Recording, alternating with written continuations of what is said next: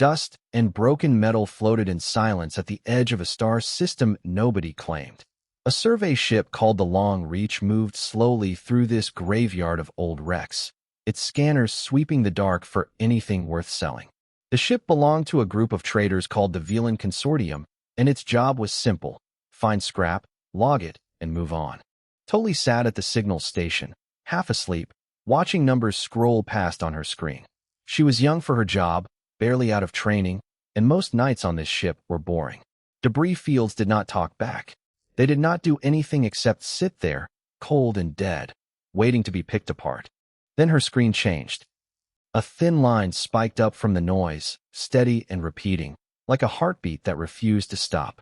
Tully sat up straight and pulled the signal closer, cleaning it up, running it through the translation systems. It was old. Not old like a damaged transmitter, but old like a signal built with technology nobody used anymore. She called the captain. Dresk arrived a few minutes later, still holding a cup of something warm, his eyes tired from the long shift. He looked at the readout without much interest at first. Old signals were common out here. Ships died. Beacons kept broadcasting long after the crew was gone, sometimes for years. It was sad, but it was normal. Run it against the archive, Dresk said. See what it matches. Tully typed the command and waited. The ship's computer searched through thousands of recorded formats, comparing the signal's pattern, its frequency, its rhythm. A few seconds later, a single word appeared on the screen, along with a warning tag. Human. Species status. Presumed extinct. Dresk almost laughed. Humans, he said. That is an old story. I have not heard that name since school. Every young species in the galaxy learned about the silence, the strange and terrible event that happened 500 years ago. Dozens of new civilizations, just beginning to reach out into space, had gone quiet all at once.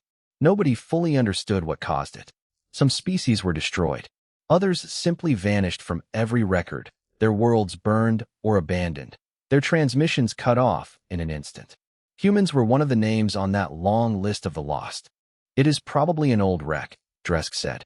A machine still running because nobody turned it off. Log it as a curiosity and keep moving. Tully did not answer right away. She was still looking at the numbers.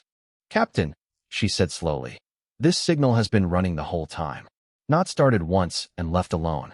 It has stopped and restarted, over and over, for 500 years. Something has been keeping it alive.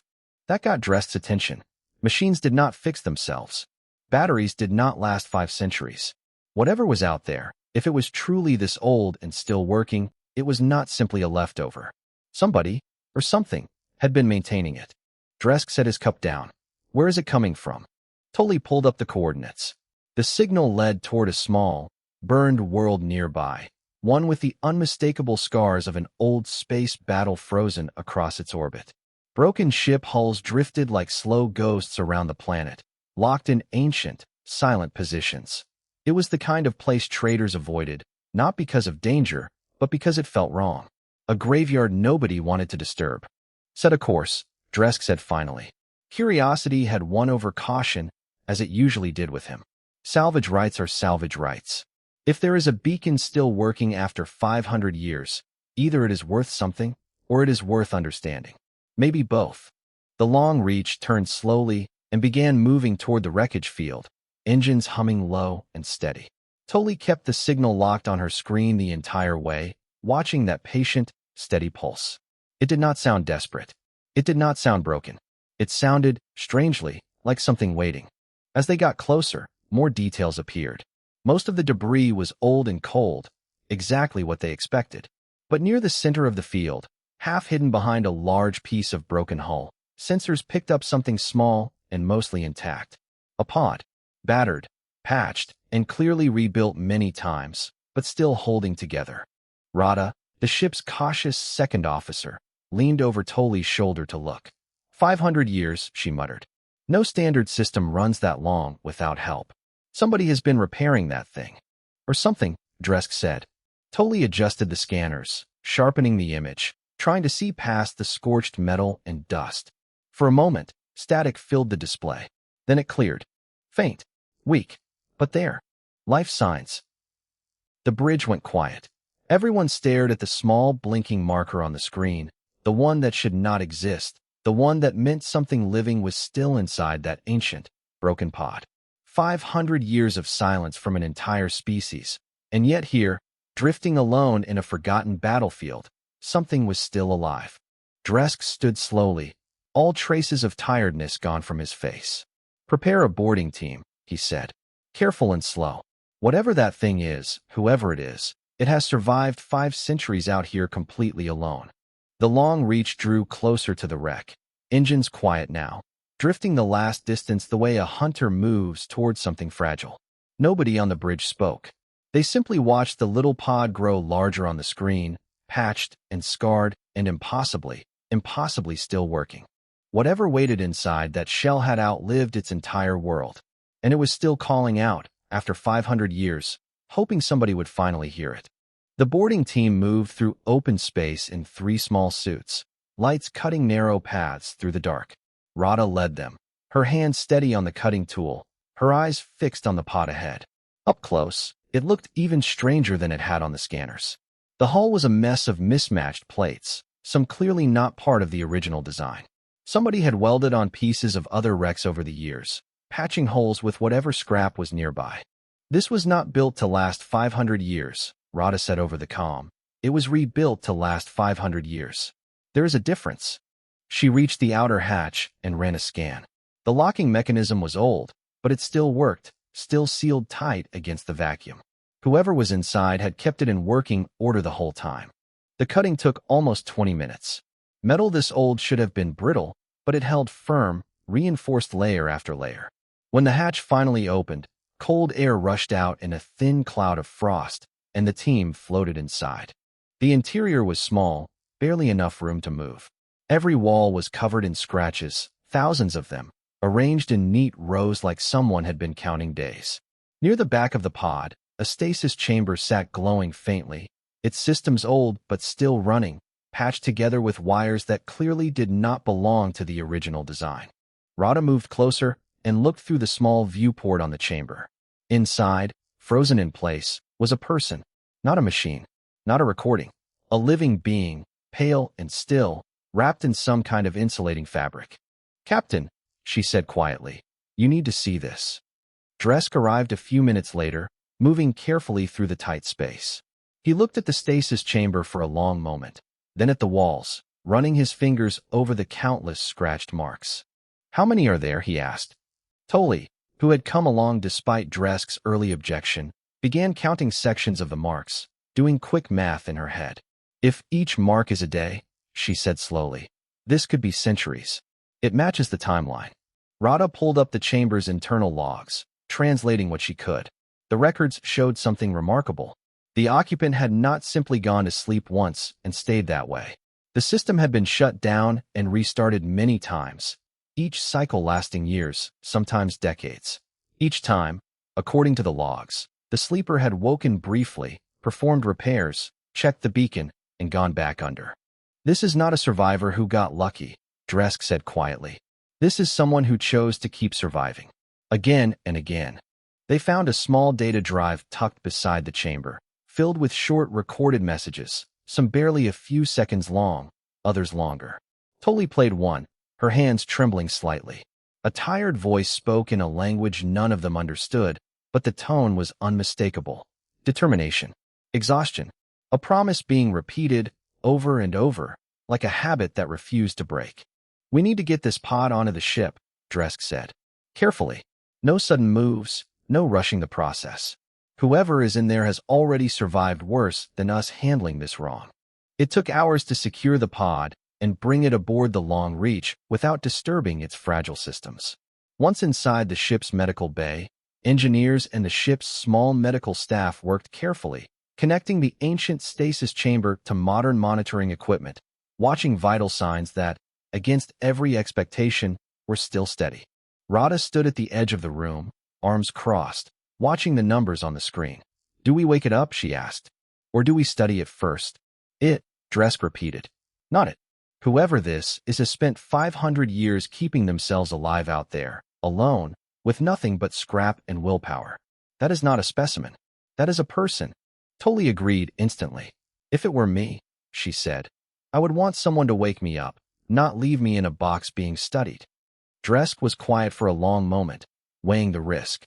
Reviving an unknown species after 5 centuries of isolation carried real danger, medical and otherwise. But leaving a living being trapped in endless stasis cycles felt wrong in a different way. Prepare a slow revival, he said finally. Full monitoring. If anything looks dangerous, we stop immediately. But we do not leave them in there any longer than we have to. The medical team began the process carefully, adjusting temperature, feeding gentle warmth back into a body that had spent 500 years drifting in and out of sleep. Screens tracked every small change, every heartbeat, every breath. Hours passed in tense silence.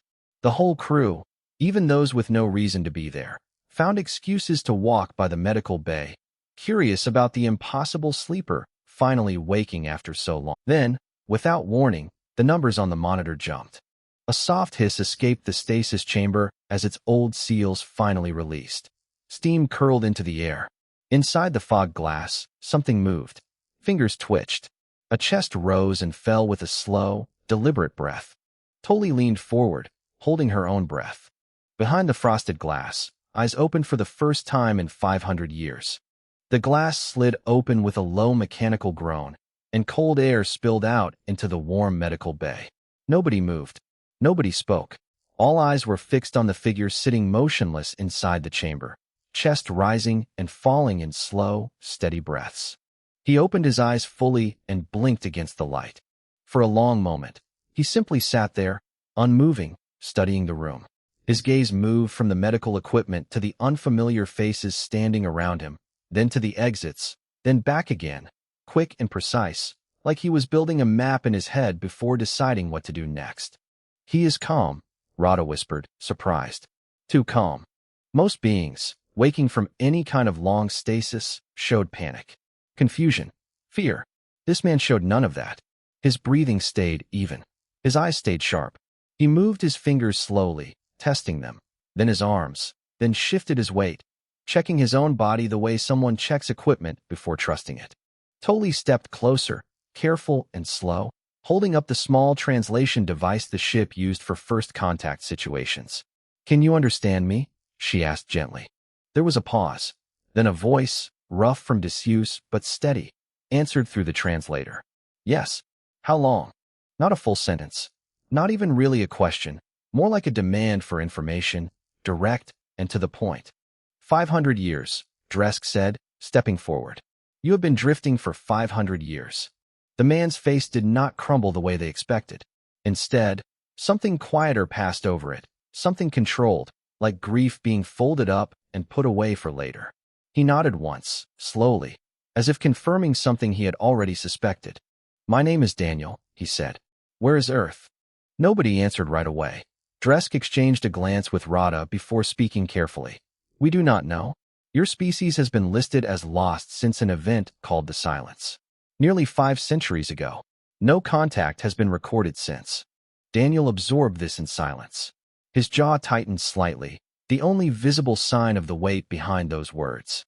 Then, instead of breaking down, he asked another question, sharp and practical. "Star charts.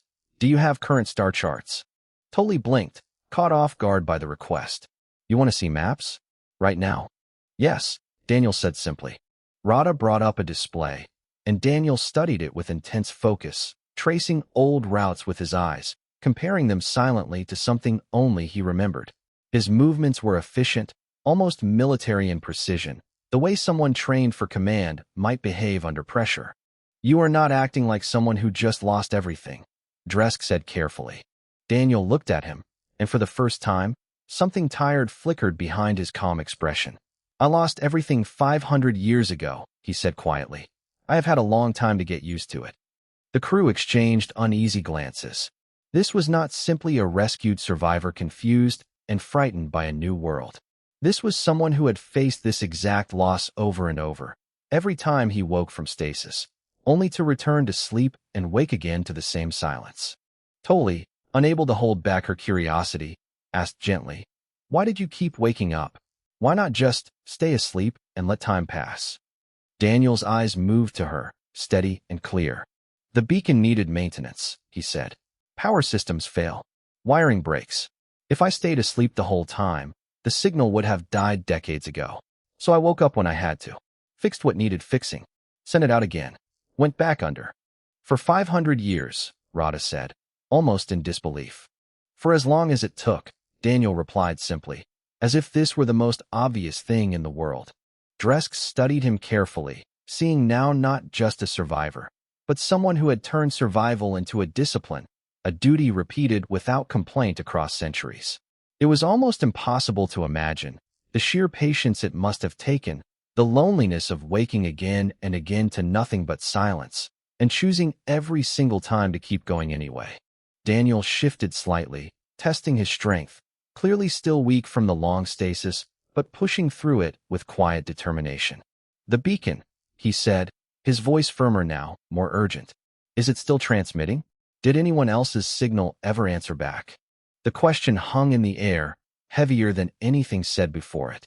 Tully glanced nervously at Dresk, unsure how to answer, because the truth was simple and difficult at the same time. "No," Dresk said finally, choosing honesty over comfort.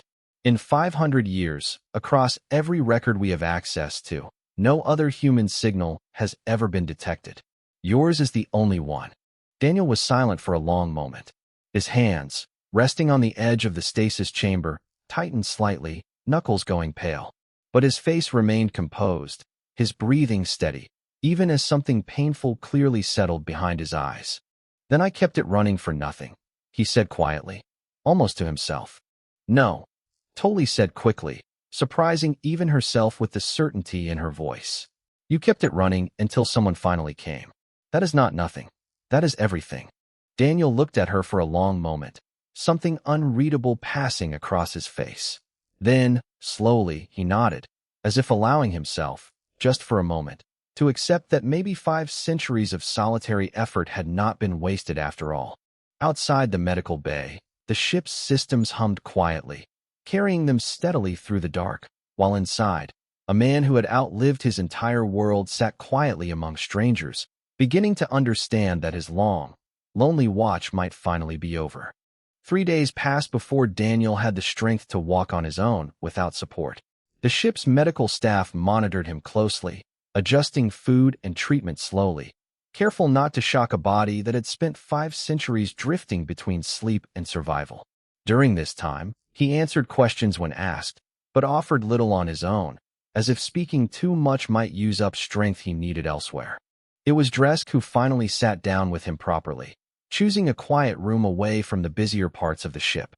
He brought 2 cups of something warm, sliding one across the table toward Daniel, who accepted it with a small nod. "I want to understand," Dresk said. "That beacon was not simple emergency equipment. Nothing standard lasts 500 years. Somebody built it to survive exactly this long." "What?" Daniel wrapped his hands around the warm cup, staring into it for a moment before answering. "It was not just my escape pod," he said. "It was part of something bigger. A dispersal fleet."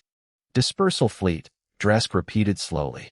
"Before the silence reached us," Daniel explained, "Earth already suspected something was coming. Ships were vanishing. Colonies going quiet, one after another, faster than anyone could explain. My people built fleets meant to scatter survivors across many locations, far apart, in case the homeworld itself was ever hit." He paused, his eyes distant, remembering something painful. "My convoy was one of those fleets. We were not just civilians running from danger. We were meant to be a seed, spread out, hidden, waiting. Each pod was built with a beacon designed to outlast a single lifetime, because the planners assumed it might take generations before anyone came looking." Dresk sat back, absorbing this. "So the beacon was never meant to call for quick rescue," he said. "It was built for the long wait." "Exactly," Daniel said. "Meant to call out for as long as it took. Long after I would normally be gone. That is why I had to keep waking up. The tech alone was not enough.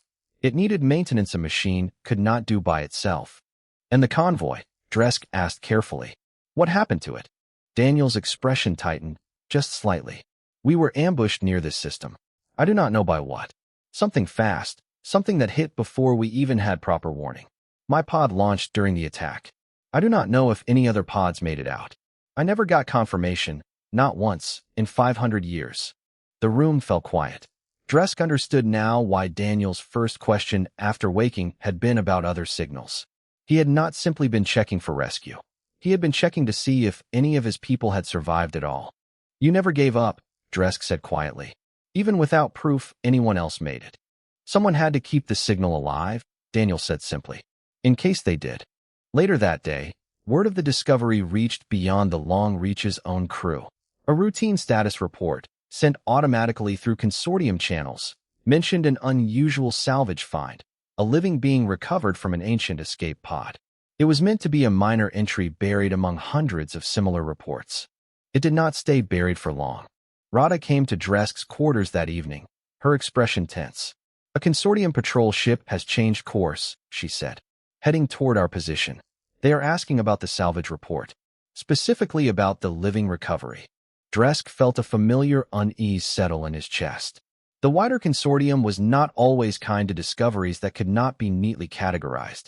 A surviving member of a species presumed extinct, tied to old wreckage from an unexplained galactic disaster, was exactly the kind of thing certain factions would want to control, study, or quietly disappear. "They want him," Dresk said. "They want what he represents," Rada corrected. "Proof that a lost species survived. Old technology capable of running for 5 centuries without failing completely. Answers about the silence that nobody else has. That is valuable to a lot of dangerous people." Dresk thought of Daniel, still recovering, still weak, still carrying the quiet weight of 500 years of solitary duty. Handing him over to strangers who saw him only as data or leverage felt deeply wrong. "We are not giving him up," Dresk said firmly. "Not without understanding what we are dealing with first." That night, Dresk visited Daniel again, finding him standing by a viewport, watching the stars in silence. Daniel had regained enough strength to move steadily now, though his frame remained thin from centuries of minimal activity. "There is a patrol ship coming," Dresk said honestly. "They know about you. They may try to take you for study, or worse." Daniel did not turn from the window immediately. When he finally spoke, his voice was calm, almost resigned.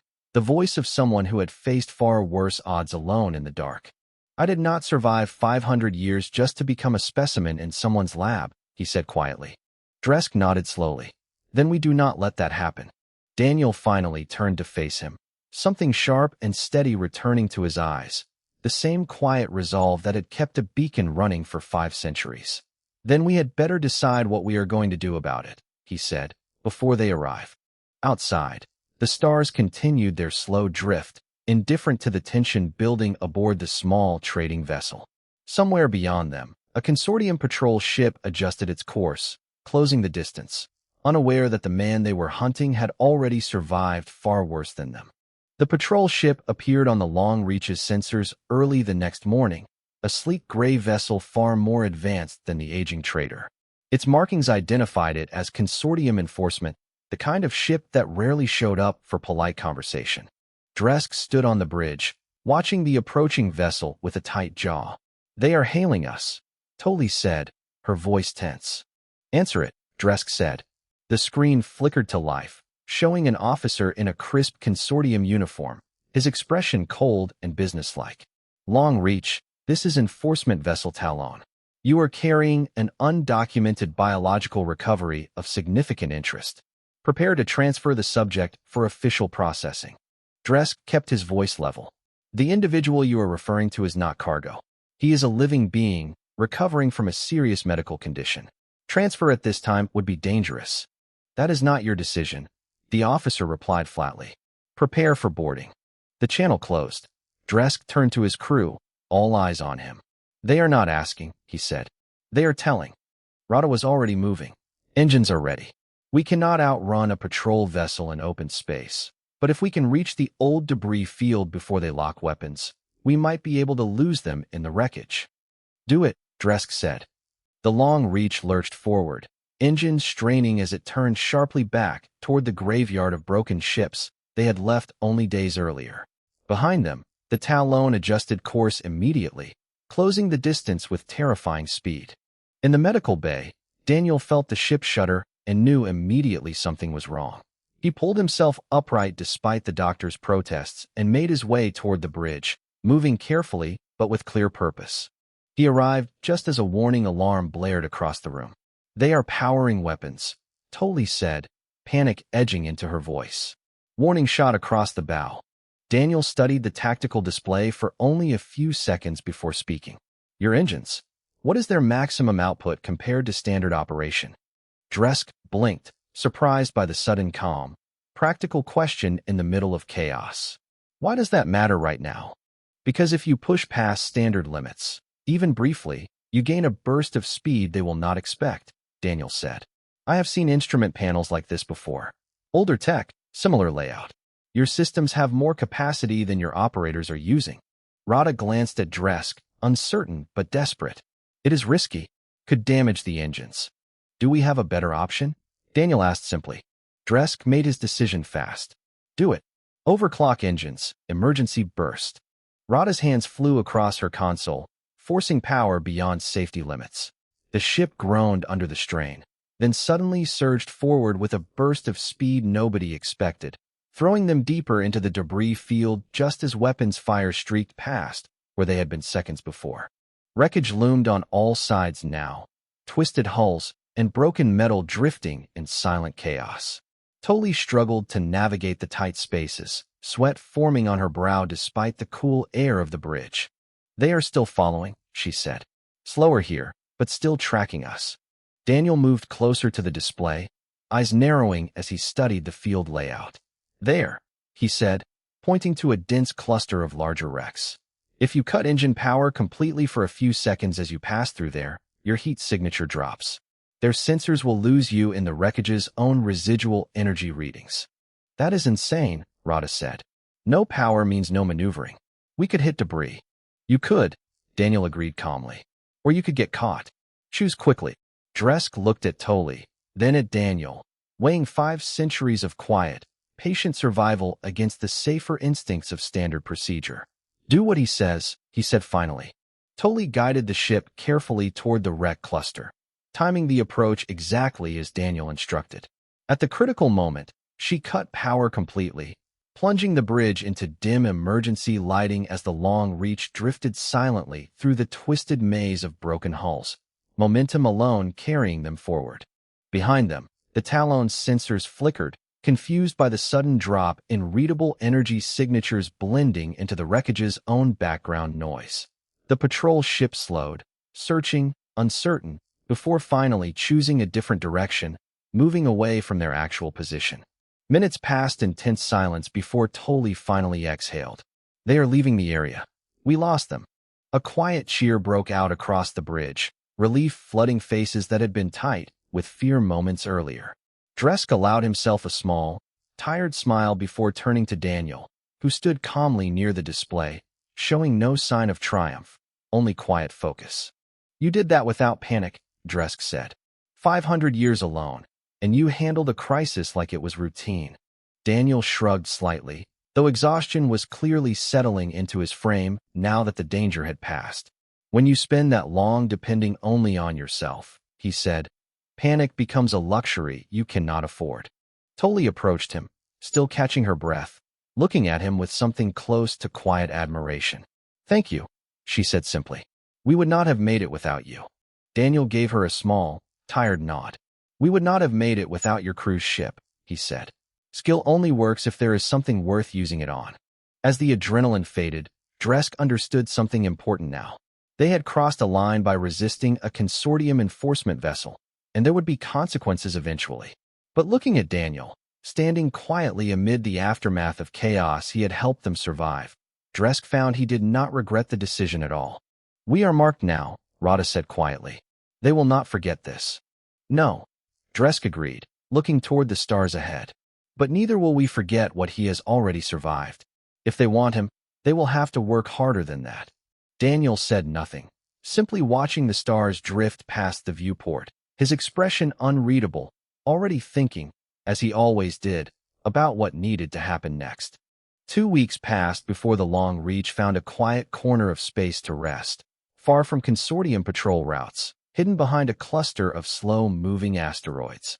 The crew used the time to repair minor engine damage from their escape, while Daniel continued regaining strength, walking the corridors each day with steady determination, pushing his body back toward full health.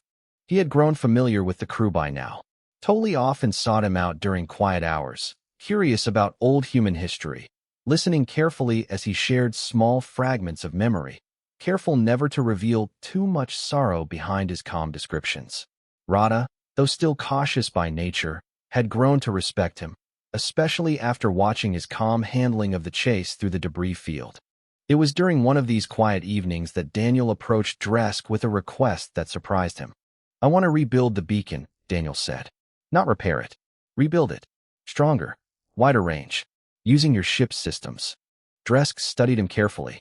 "Why now? You survived this long broadcasting a weak signal from a broken pod. What changes?" "Because now I have real tools," Daniel said. "A working ship, modern power systems, actual engineers instead of scavenged parts. If there are other survivors out there, other pods that made it further than mine, hidden colonies nobody has found yet, they need something stronger than what I had to work with alone." Rada, standing nearby, crossed her arms thoughtfully. "That signal could attract exactly the kind of attention we just escaped from," she said. "The consortium is already looking for you." "They are already looking," Daniel said calmly. "That will not change whether the beacon stays weak or grows strong. But a wider signal might finally reach someone who matters more than them. My people." Dresk considered this in silence for a long moment. 500 years of quiet, stubborn duty had brought this one man across time itself, refusing to let his signal fade even when hope seemed impossible. Turning away now, after everything, felt like a betrayal of that same stubborn hope. "We will help," Dresk said finally. "But we do it carefully. No leading transmissions to more attention than necessary. We build something efficient, controlled, and hidden inside a broader trade broadcast so it looks ordinary to anyone scanning our signals." Daniel nodded, something like real gratitude flickering behind his usually calm expression. "That works." The ship's engineers, led by Rada, worked alongside Daniel over the following days, combining old human design principles preserved in the original beacon's wreckage with the Long Reach's own modern technology. Daniel proved endlessly resourceful, understanding structural principles that, though centuries old by galactic standards, still held clever solutions the crew had never considered. Tully assisted eagerly, learning as much as she taught, fascinated by the strange blend of old human engineering logic and consortium technology coming together into something new. Slowly, piece by piece, a new beacon took shape, built not from scavenged wreckage this time, but from careful, deliberate design. On the final evening before activation, Daniel stood alone in the ship's small cargo bay where the new beacon rested, ready for launch. He ran his hand slowly across its surface, quiet memories clearly moving behind his calm eyes. Dresk found him there, watching silently for a moment before speaking. 500 years, he said quietly. You never stopped. I made a promise, Daniel said simply. Before the attack. To someone I lost that day. I told them I would keep the signal alive, no matter how long it took. That if anyone ever came looking, they would find something waiting for them, not silence. You kept that promise, Dresk said. Daniel was quiet for a moment. Now it is time to make it count. The next morning, with the ship positioned carefully to avoid unnecessary attention, the new beacon launched into open space, carrying both the original ancient signal, preserved as a marker of survival, and a new message recorded by Daniel himself, clear and steady, meant for anyone still listening across the galaxy. The crew gathered quietly to watch it go, drifting outward until it disappeared into the endless dark, carrying 5 centuries of patience and hope farther than it had ever reached before. Life aboard the Long Reach slowly returned to something resembling normal in the weeks that followed. Daniel remained with the crew, uncertain of his place in this new galaxy, but no longer entirely alone in facing it. Tully continued learning from him daily. Rada grew steadily more comfortable trusting his judgment, and Dresk, watching it all unfold, found himself glad they had chosen curiosity over simple salvage all those weeks ago. Then, months later, far across unclaimed space, in a quiet corner nobody had checked in centuries, an old, weathered receiver buried beneath layers of dust and time picked up something unexpected drifting through the static. A signal.